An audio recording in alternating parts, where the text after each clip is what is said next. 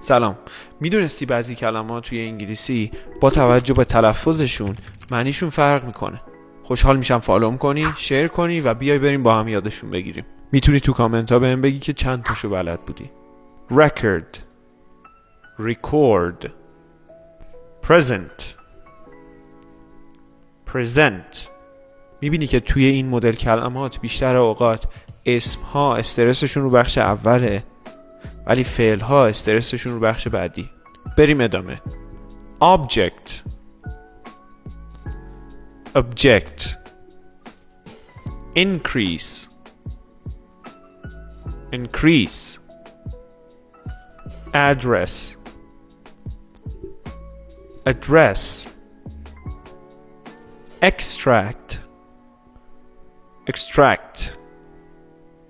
اول برای دوستات شیرش کن، بعد اگه کلمه دیگه اینجوری میدونستی برام توی کامنت ها بنویس. See ya.